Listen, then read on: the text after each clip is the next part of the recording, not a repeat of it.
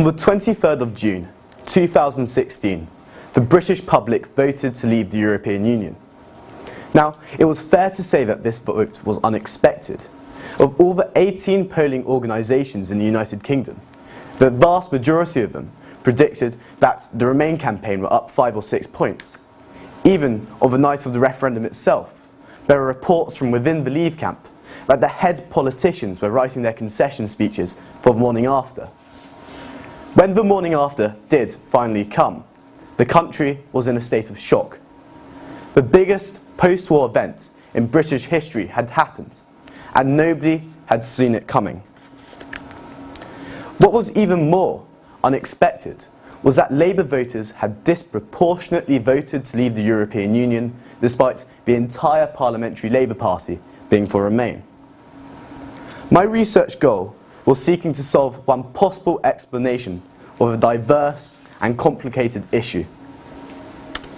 So, my path to this subject has been a slow and gradual one. I have been somewhat interested in British politics for most of my life, but when the referendum occurred in 2016, and it was generally one of the most exciting times that I can remember, it's quite difficult to articulate, but when you see your favourite politicians from the same parties clashing with each other, and when you see contentious issues occur by the hour, it's hard not to become obsessed, and that's exactly what happened to me.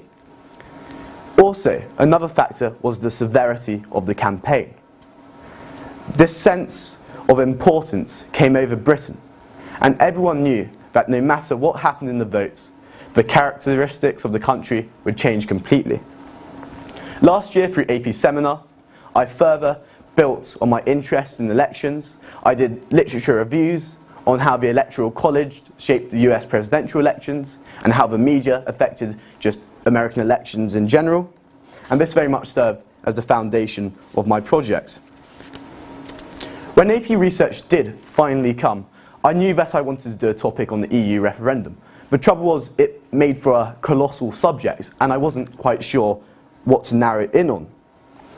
And when I did try and narrow in gaps, I jumped from topic to topic, veering around the place like a shopping cart with a wonky wheel. And I wasn't quite sure what to do. I considered topics on how the North American media perceived Brexit. I considered topics on how the media in the United Kingdom actually influenced the referendum. But whenever I tried to do these topics, because the result was so recently, only in 2016, there was very little scholarly articles. And as a result, instead of creating a new gap, I'd be essentially creating a new subject. However, topics like the North-South divide and how that could have contributed to Brexit, and more importantly, Corbyn's role in the Labour campaign and how that contributed to the actual outcome of the referendum, were synthesised into one research question and very much became the foundation to it. As I said, as the subject was very new, it was very difficult to come across sort of the kosher scholarly articles, which I think most people in the class probably used. Now, before I get on to these two books here, there were some scholarly articles. For example, Victor Bogdanov, the famous Oxford professor, did some topics on how the North-South divide could have affected the referendum. I looked at Tom Kilbassi, who wrote a scathing accusation on how Corbyn actively, the leader of the Labour campaign, of course, Jeremy Corbyn, actively went out and sabotaged the Remain campaign. And of course, it was quite strong. But there wasn't much, which is why I had to rely on books written by core players within the debate and opinion articles written by academics. Now, two of the most important books was firstly All Out War by Tim Shipman, which was a diary, and he got multiple politicians to comment on it throughout the referendum, and Unleashing Demons by now Sir Craig Oliver, who was David Cameron, the last Conservative Prime Minister's press secretary, and the de facto head of the Leave campaign, or the Remain campaign. Now, what became clear through both of these books was that Jeremy Corbyn had surrounded himself with Eurosceptics, and that Jeremy Corbyn was not campaigning to the best of his abilities in the North East regions. But more importantly, there was a large demographic of voters that were simply not being reached by the Labour Remain campaign. Now, this led to the identification of my gap, although there was some discussion on how Corbyn campaigned ineffectively, and there was some discussion on the economic inequality between the North and the South, there was none whatsoever on how Corbyn, through his role as party leader, could have influenced the referendum. And my research question was created as such. With the unusual voting pattern amongst traditional Labour voters in the 2016 EU referendum, to what extent was this pattern influenced by Jeremy Corbyn's role as party leader? Now this begs the question, what is a traditional Labour voter? So I define a traditional Labour voter as someone who's quite low on the socio-economic spectrum. They are concentrated in the north of England, which is a highly industrial area. But more importantly, they are tribally Labour. They voted for Labour since the creation of the party in the Victorian era. They voted for Labour in every single general election. After Thatcher, it became a part of their identity. They voted for them in referendums. Yet for the first time in history, in this referendum, they did not vote among party lines, and they voted to leave when Labour wanted to remain. So with my research question created, I looked to create a hypothesis that would reflect what I found in the literature review. Now, throughout my literature review, the academics that condemns Corbyn vastly outnumbers those who supported him, and my foundation sources, which I mentioned previously, seem to vehemently condemn Corbyn as coming out and not campaigning effectively. And this wasn't exactly shocking knowledge.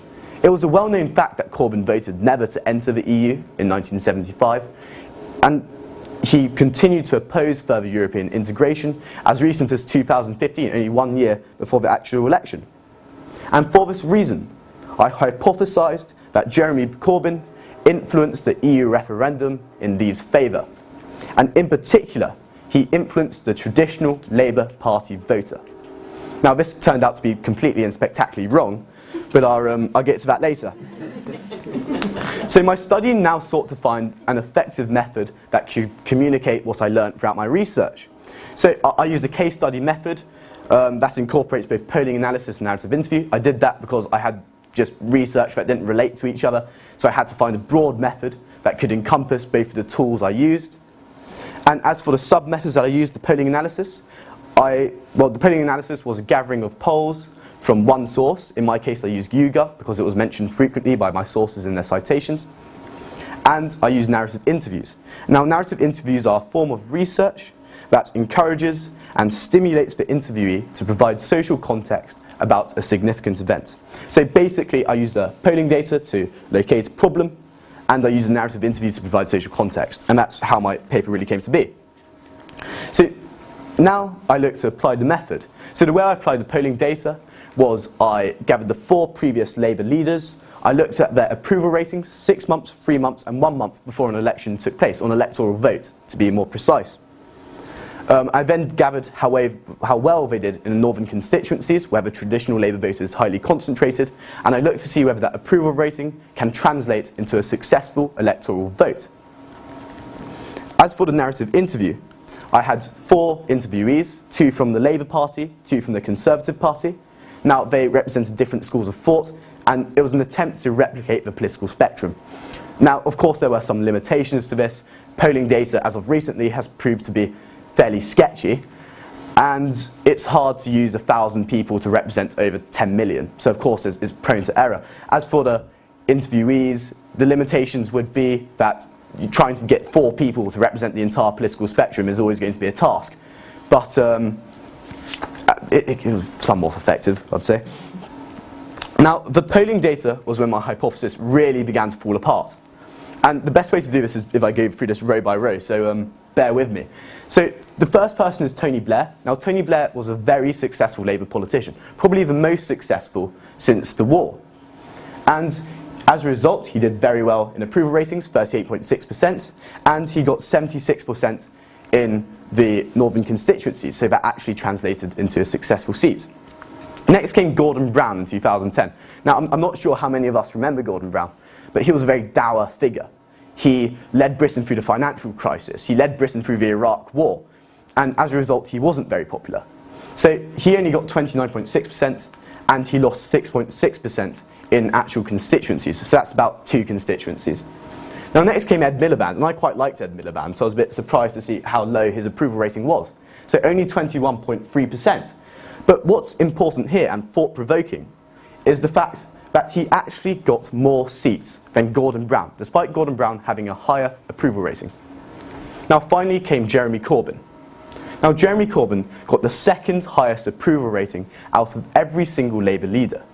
Yet, for some reason, he only got 7.2% in actual electoral seats in the referendum.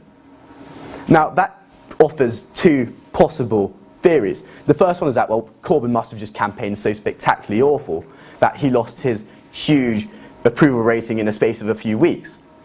Or, perhaps more reasonably, it shows that this demographic of voter will vote in the way that doesn't necessarily matter who the leader was. The way they campaign, their characteristics, is inconsequential to the actual result itself.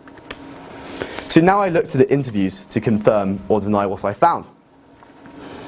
And what I found was that across the political spectrum, my 4 interviewees from different sides, the most Eurosceptic to the socialist to the Conservative member, they all agreed that Jeremy Corbyn's role in the referendum, as supported by the polling data, was inconsequential. It simply didn't matter. Yes, he was somewhat Eurosceptic. Yes, he was somewhat incompetent. But in the end, it didn't matter. What did matter, and what was of far more prominence, was the underlying settings that affected this community. And as a result, my hypothesis was firmly rejected.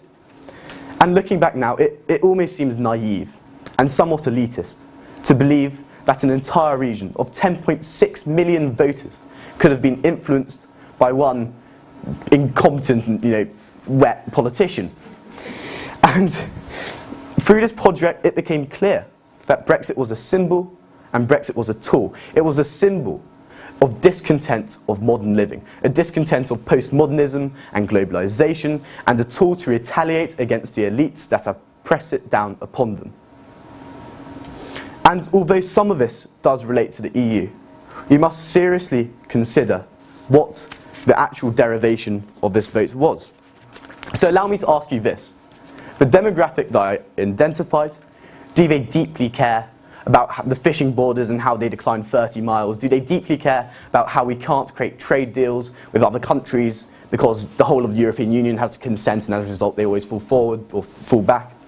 Do they deeply care about how the elephant, that is EU law, happily tramples on the idea of parliamentary sovereignty? No, probably not. What they do care about is far deeper, and this is far more complicated and probably somewhat subconscious. They care about the idea that their communities have changed more in 30 years than they have in 300. They care about the idea that they've been forced to adopt so many identities that now they have no single uniting identity. They care about the inexorable decline of Christianity, of nationalism, that once bound greater society together, and that simply no longer exists, and an alternative has not been offered. And all the while, the North was having this identity crisis. Those in the South were benefiting and reaping the rewards of the very thing that was killing it. And this is why we must be very, very careful. It is vital that we do not dismiss the real concerns of these voters to be swayed by incompetent politicians, as I thought, or that they were lulled by the lies of the Leave campaign, as that's simply not true. And we must seek to address these problems. For if we don't, whatever lies beyond the horizon is going to be a lot nastier than the liberal democracy that isn't working as it is now. Now, I would love to see future research that looks into the derivation of the Leave votes, that seeks to clearly address these problems. And if we can show that to the politicians, and if the politicians can actually do something about this, then Britain will categorically become a more empathetic and democratic society. Thank you.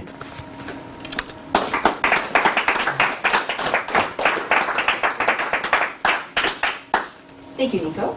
How did you evaluate the sources you collected to make sure they would be credible, valid, and reliable? And which sources, if any, did you discard, and why? Well, in this wonderful era, we have tools such as Google and stuff, which makes that quite easy. So if I was a bit cautious about an academic or a politician, I'd simply look them up online, and if they're from a good university, or any university for that fact, or if they've done good data and good research, then I would accept that as credible. And I didn't really have to reject many academics as a result of that. I was quite lucky in that sense, that I had good, credible academics for most of my paper. Thank you. Nico, how might your conclusions or findings relate to the current body of work that already exists in your field? Very much so. I think when the EU referendum came out, everyone, as I said, was a bit shocked. And academics too were shocked. They get lots of funding from the EU, of course. And they looked to actually see the derivation of the result. And although my study doesn't completely look at the derivation, but instead of a possible issue, the conclusion of my study very much relates to what the other academics in the field are doing. Nico, if you had 3 more months to work in this research question, what additional research strategies would you put into place? That's a good question. If I had 3 more months, I would have loved to interview politicians from more than just 2 parties.